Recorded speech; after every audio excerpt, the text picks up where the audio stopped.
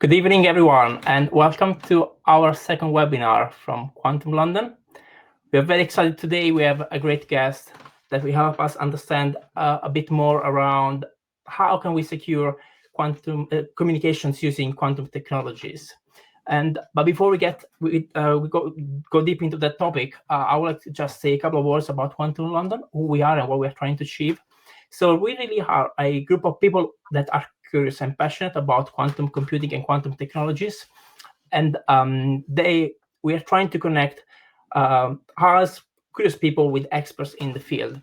And we would like to do this in a non-technical way. So there are a lot of forums out there that are doing a great job in explaining the technicalities of quantum technologies, but we felt there was a gap into what does that really mean in terms of business? What are the impacts of the quantum technologies and quantum computing on the business? That's the topics we are trying to look at.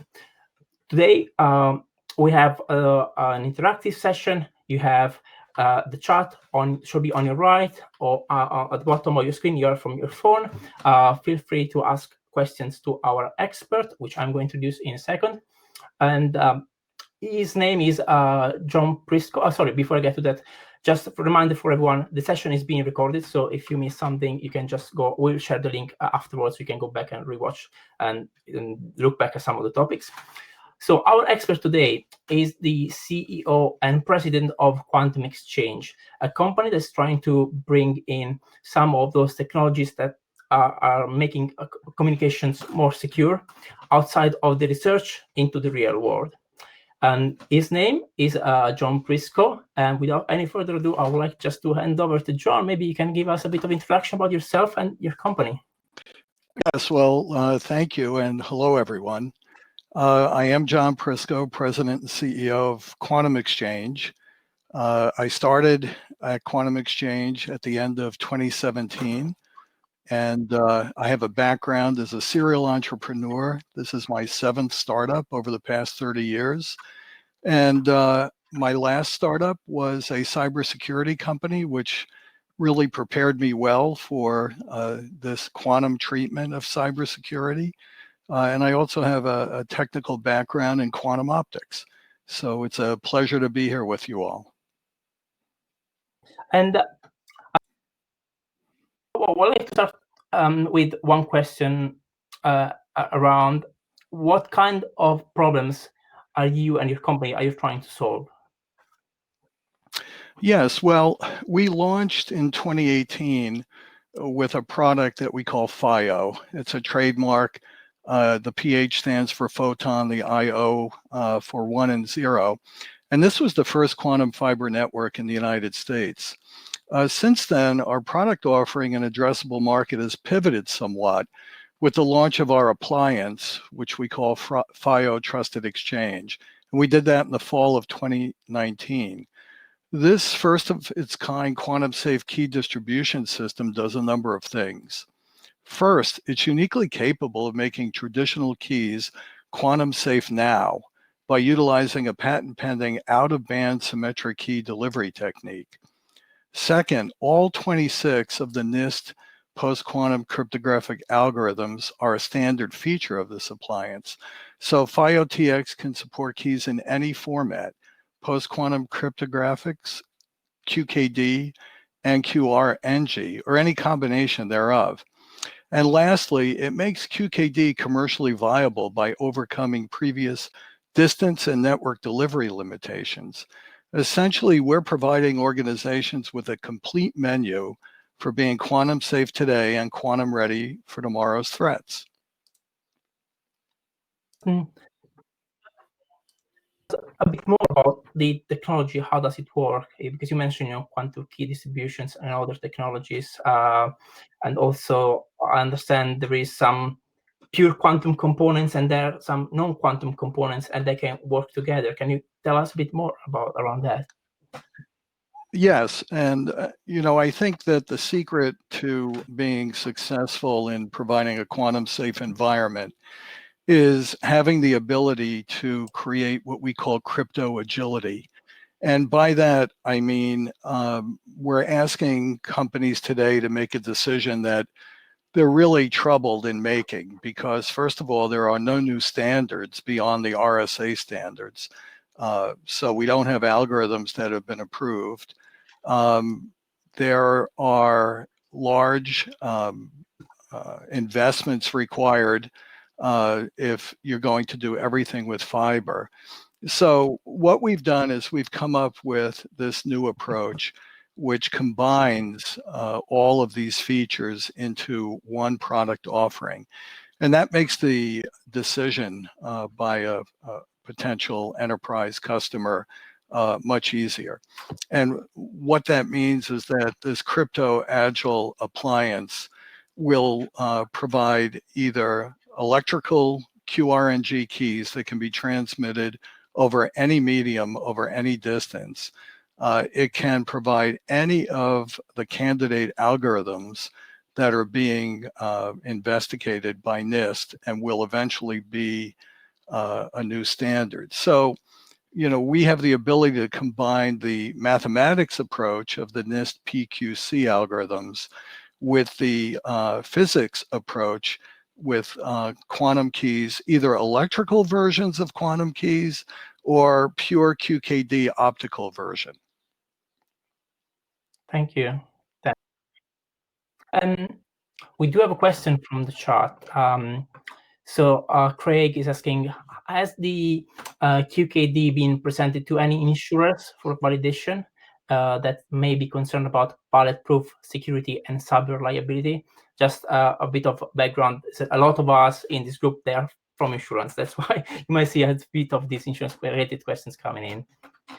So question, has the QKD being presented to insurance for validation? Yes. So we are targeting 3 vertical markets. Our network serves the New York, New Jersey metropolitan area. So it is targeting financial services organizations, including insurance companies. We're headquartered just outside of Washington, D.C. in Bethesda, Maryland. So we're also providing services to the federal government. And we're focused on providing 5G security for telecommunications companies. But in terms of insurance companies, certainly any data that has a long shelf life and is also, wrought with PII is going to be the type of data that requires a high level of security. And that could be done either with optical quantum keys or electrical quantum keys. The single thread between those two approaches is that they are both generated with quantum random number generation devices, which are optical in nature as well. So they have the highest possible entropy key material, which makes the security as high as possible. And there's another question in the chat which is related to what you described at the start. So is there a recommendation on where you will use a PQC or QKD? So is there like a physical version of the key versus more of a traditional key but generated through quantum? Yes. So I mentioned in my introduction that I ran a cybersecurity company, and I ran it for quite a while, for about 11 years. And one basic rule that we lived by was that there was no single solution that solved every problem. So this is what we refer to as defense in depth. So the rest of the world is looking at post-quantum cryptographic algorithms and QKD and both QRNG generated keys or optically generated keys. We think that there really has to be a combination of physics and math. So having a quantum key delivery of information that also uses cryptographic algorithms, we believe is the correct solution. And, certainly in Europe and in China, these technologies are being married together. We haven't done that yet in the United States, but Quantum Xchange is aiming at proving that the defense in depth solution is the best approach. Thank you. I think we kind of covered the second question around, but maybe we can deep dive a bit more around what industries you think will be most impacted. Is it just the three you mentioned before? Well, certainly another industry that's very important is critical infrastructure. So in the US, the Quantum Initiative Act funds 3 different areas, and one is the Department of Energy. We believe that being able to secure the SCADA systems that control the grid will be very important in the future, and really very important in the present. So that would be another focus area for quantum technology. But, when you look at the tremendous bandwidth that's going to be available with 5G telecommunication systems, there has to be a way to secure that data. And just a few weeks ago, in March of this year, there was an act signed into law in the United States called the Secure 5G and Beyond Act of 2020. So we're now starting to get a lot of interest in providing this type of service, and we have provided it to a 5G company already in the US. Thanks. There's a question in the chat around, because we talked about crypto agility, total cost of ownership. So how expensive are these solutions compared to more traditional, and maybe also costs compared to benefits, future benefits? Right. Well, in dealing with a number of startups that I have in my career, I've always found that it's very important to make it an easy decision for a potential customer. And making it an easy decision means having that customer utilize as much of his current technology as possible. So what we look to do is not change the way in which the data is being transmitted. So whatever's been put in place in terms of root diversity and disaster recovery for telecommunications and securing data stays the same. It's also very important to note that the cryptographic devices that companies use are now being upgraded to not only generate an internal classic key, but to accept an externally generated quantum key. So in many cases, with just a firmware upgrade, a company is able to reuse its encryptors and accept our generated quantum key, so that now they've got the best of both worlds. You have to look at the level of security that you want. So the first thing you want to do is take stock of your data. What data is absolutely priceless, meaning long shelf life, lots of PII, important secrets. That information might be transmitted with optical QKD. However, there may be information that you feel comfortable with electrical QKD, but frankly, there's very little difference. The quantum random number generators are identical in both the optical and the electrical component. And with this out-of-band transmission, meaning we're not sending the key with the data, which is commonplace today. I mean, we make it very easy for people to steal data and steal the key. That's harvesting, what we call a harvesting attack. So, today, nefarious actors bleed some light off of an optical fiber, very easy to do, very hard to detect. And they have all the data and they have the key. Mm-hmm. And they say, well, you know what? I may not be able to break that key today because my quantum computer cannot yet factor such a large number, but I'll wait. I'll store that data and I'll wait. And when I can crack it, then I'll be able to see the data in plain text. But in this out-of-band transmission concept in our FiOTX appliance, there is a constellation of these nodes, and they're deployed in a mesh network. So you have a temporal and spatial problem in trying to match up where the data is coming from and what key was used to encrypt that data. So, when I say that there is very little difference between an optical QKD and an electrical delivered in an appliance, it's really provable. The big difference is the cost. So, much less expensive with an electrical appliance generated by quantum random number generator than specialized optical QKD. So, there are use cases where you might want to use optical QKD and use cases where you want to use electrical QKD. Both are pretty close to zero probability of being hacked. And the difference in cost comes from the extra infrastructure you do need for the optical version, right? Right. Well, we're providing most of the optical infrastructure in terms of the fiber optics. We have about 1,000 kilometers of optical fiber in the northeastern United States, with a concentration in New York and in Washington, D.C.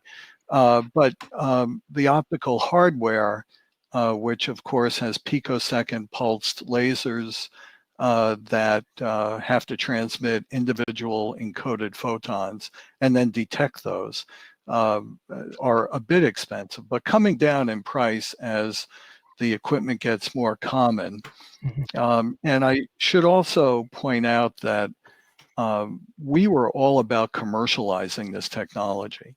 This technology began in the laboratory, and it began with nano atmospheres of pressure, vacuum. It began with close to 0 degree Kelvin cooling of detectors. None of that is necessary today, fortunately. And I always like to point out that even as we speak, quantum keys are traversing the Hudson River from New York to New Jersey, going through the Holland Tunnel, which, if there isn't a pandemic, has hundreds of thousands of vehicles crossing it with lots of vibration, lots of temperature variations, and those quantum keys never fail. They work perfectly. So, we have deployed a technology that is commercial, it's ready, and it's ready to create quantum safety.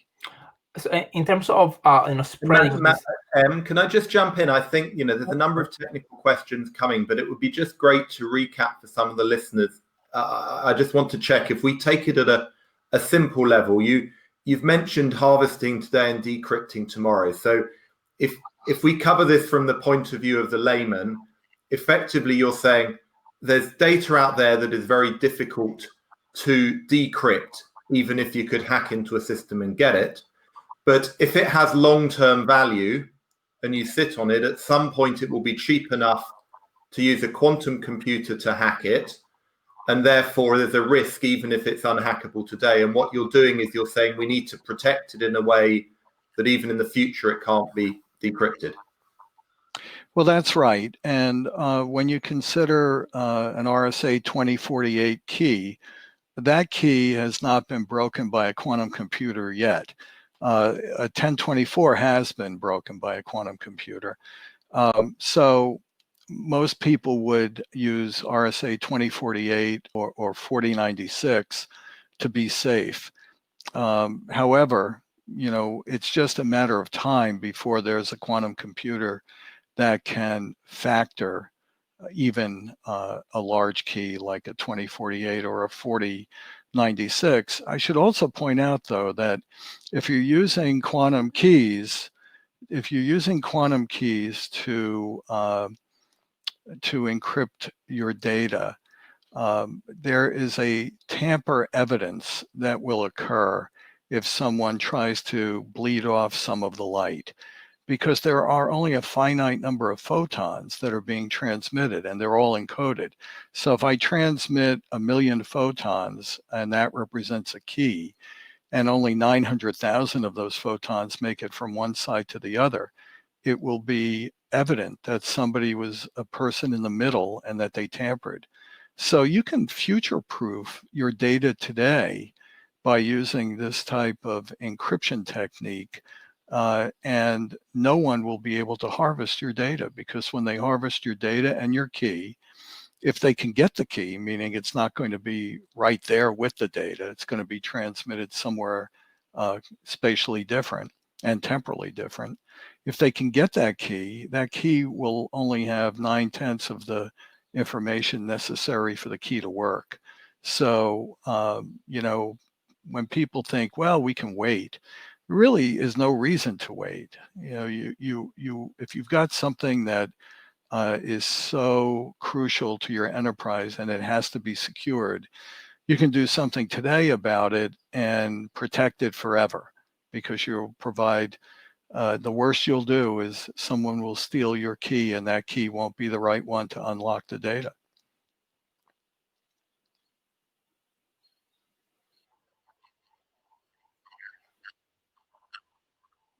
From Thomas is, in terms of IoT, and this presumably links to your Department of Energy SCADA protection point, that's not data per se, in terms of the value isn't in the data, the value is in the ability to presumably attack the devices. So is there similar logic from that point of view?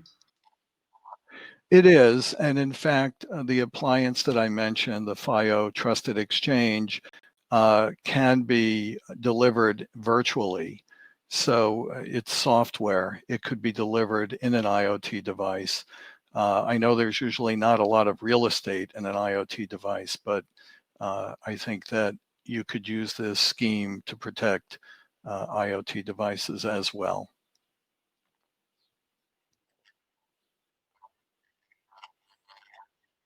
Than the need ideally for it not to significantly increase cost.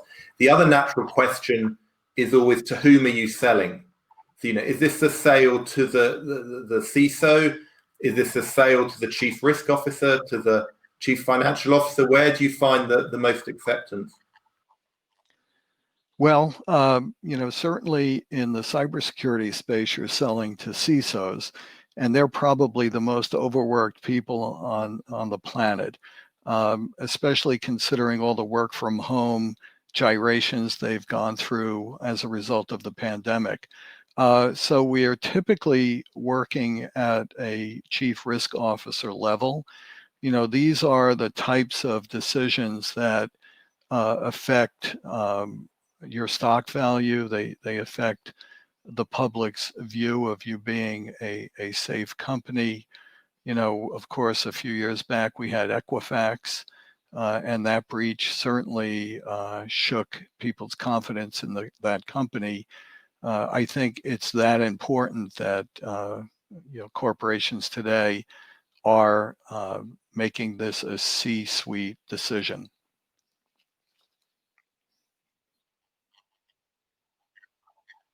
Don't get this conceptually, and we all went through the pain over the last few years where everyone was trying to explain blockchain to executives, and frankly, I think that did a lot of damage in terms of executives' excitement around technology and thoroughly put them off. What's the process for educating executives around these technologies without boring them or putting them off? Well, we have partners that are helping with this. Of course, all the big companies that are working on quantum computers, like IBM and Google and Microsoft, are doing a really great job in education in terms of how quickly these machines will be available.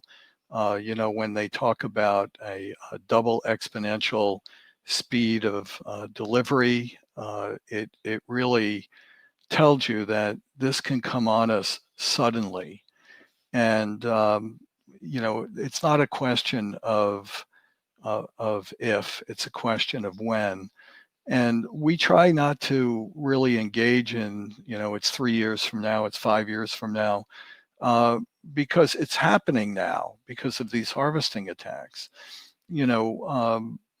We have a laboratory in Bethesda, Maryland, and the very first day that we commissioned the laboratory, we had a bot from China trying to guess our passwords.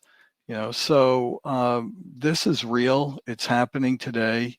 If you don't take defensive measures today, you'll be sorry. And we believe that this is a quantum era problem, and you really have to fight quantum with quantum. That's why we're a proponent of combining our QRNG generated keys with optical keys with cryptographic algorithms that are being explored and perfected by NIST. About the so to speak quantum space race. Do you want to share your thoughts then in terms of how different countries are moving ahead on this? Yes, I'm from the era of the race to the moon, and I think there are a lot of parallels. I think that was important from a Cold War point of view. The U.S. Came out of the gates and stumbled and was in second place to begin with. And there was a joining together of a public-private partnership that brought us across the finish line first. And, that had a lot to do, of course, with the end of the Cold War. But I think we're in a Cold War with China right now. I think China's ahead in a few areas of quantum science. They're certainly outspending the United States 10-1. And they have a culture that doesn't think there's anything wrong with stealing intellectual property. I guess that's part of being in a totalitarian world. But I believe that the United States will pull together. They're beginning to fund quantum science at a higher rate and pulling it together with the private enterprises. I think will have the United States winning this race. And let's face it, this is not a race that you can afford to come in second place. This is about national security. It's about any secrets that we'd like to keep secret and any data that we'd like to transmit in a way that it's not being harvested by a nefarious actor.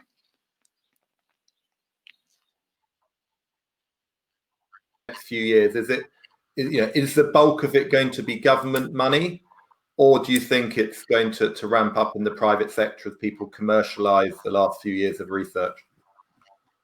Well, I think we have a pretty good example with SpaceX and how well that's working with the government, with NASA.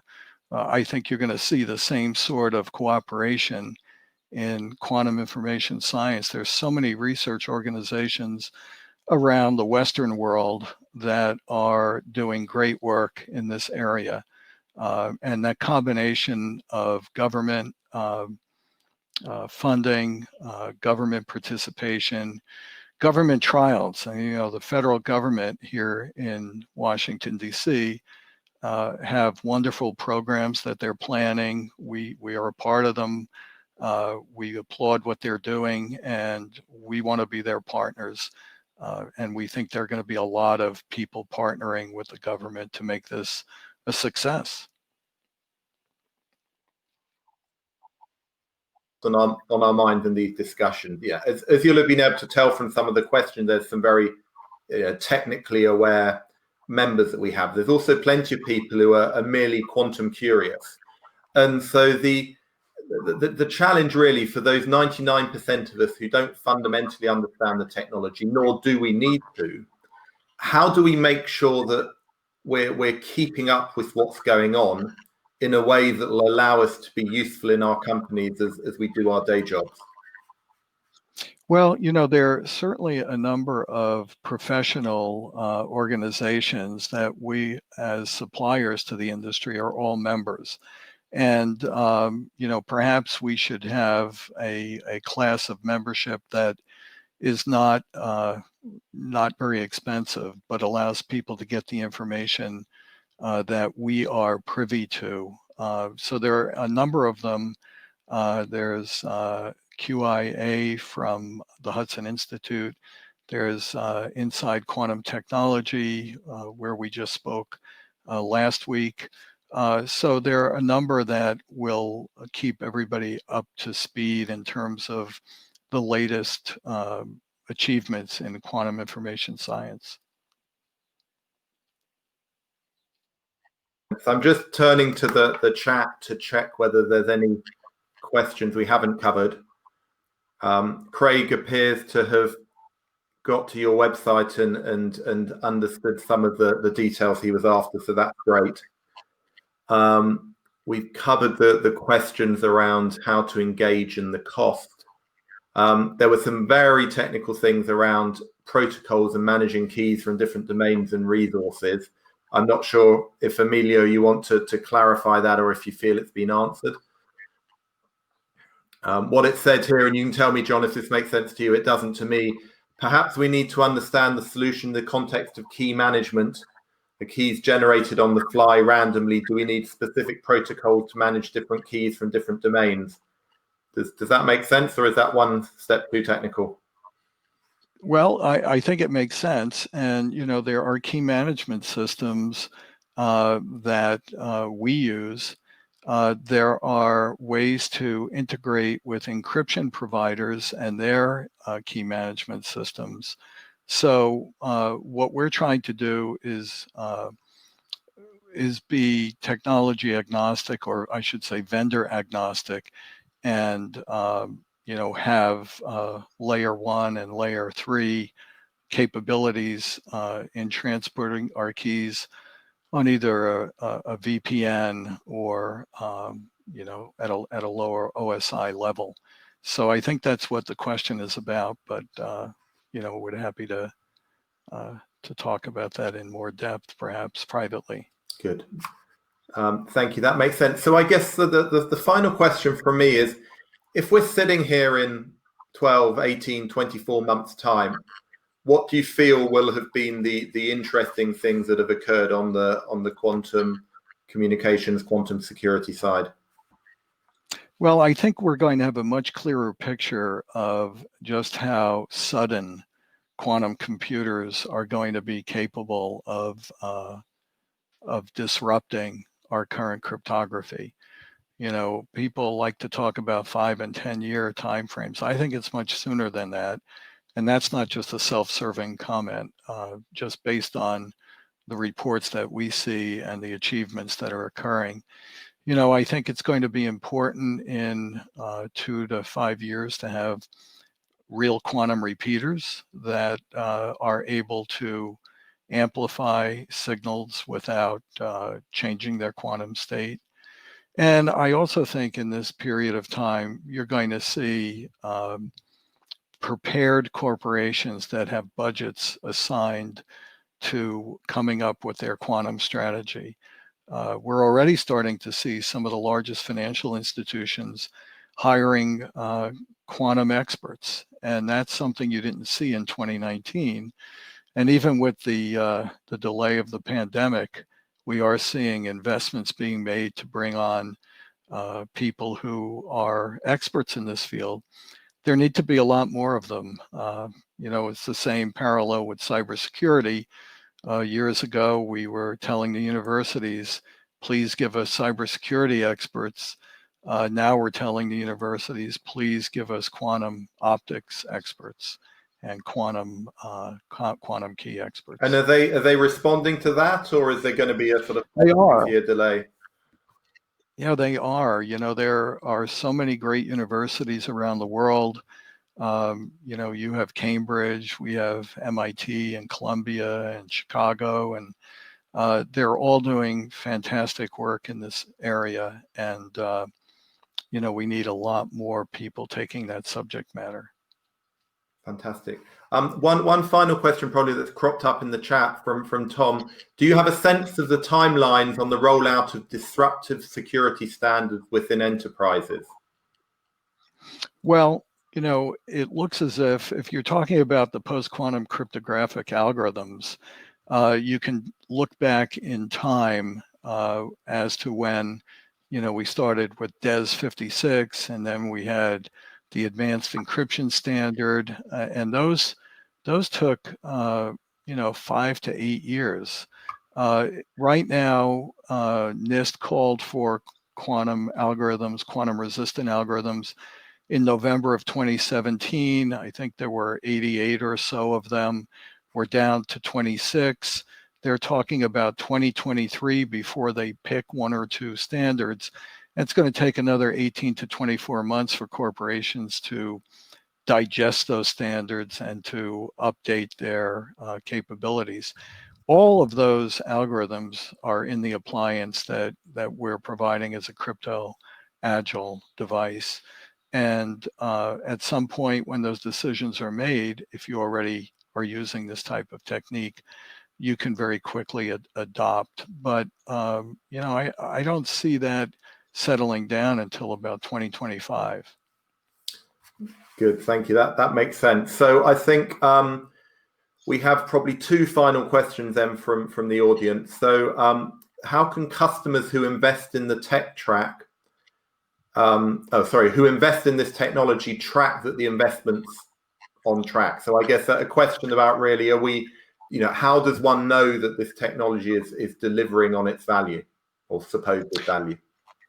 Well, with quantum key delivery, you're constantly monitoring the bit error rate, and that bit error rate usually goes sky high if somebody is trying to create some sort of a man-in-the-middle attack. So, you'll know whether or not the data you were about to transmit was going to be subject to being stolen.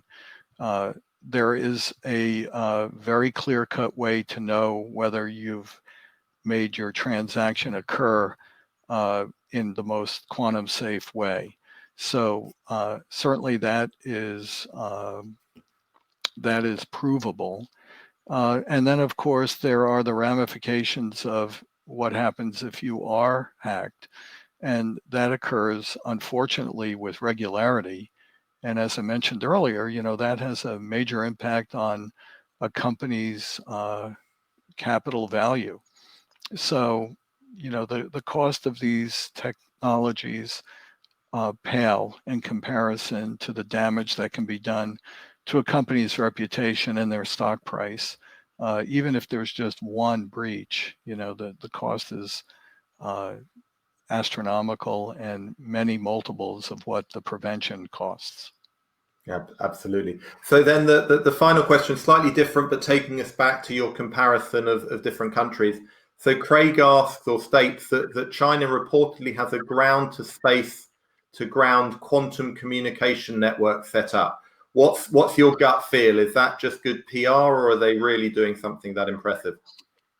Yeah, so that's the Mischius satellite, and they're bouncing optical quantum keys off of that satellite so that they can go from continent to continent. But, electrical quantum keys that are generated with the very same quantum random number generator can get to those distances. In fact, we're working on a project now where we're creating keys in Massachusetts, and they are being delivered to London over conventional media, and at a tiny fraction of what the Chinese had to pay to do that. So I believe they've done it. I believe it's very interesting. But, there's this darn thing called rain that prevents the widespread usage of atmospheric optical lasers. So, I think that is a niche technology. John, fantastic. Thank you so much for both your sort of general overview and answering all those questions. It's been much appreciated. If I can just remind the audience that there will be a recording of this available if they want to check on any bits, and obviously for a broader set of people to listen to. There'll be future Quantum London presentations like this on a broad range of quantum topics. So people should follow us on LinkedIn or on Meetup or on Twitter. And just to close, thank you again, John Prisco of Quantum Xchange. We've appreciated your insight. Well, thank you very much. And I appreciate everyone who's been listening. Take care. Thank you.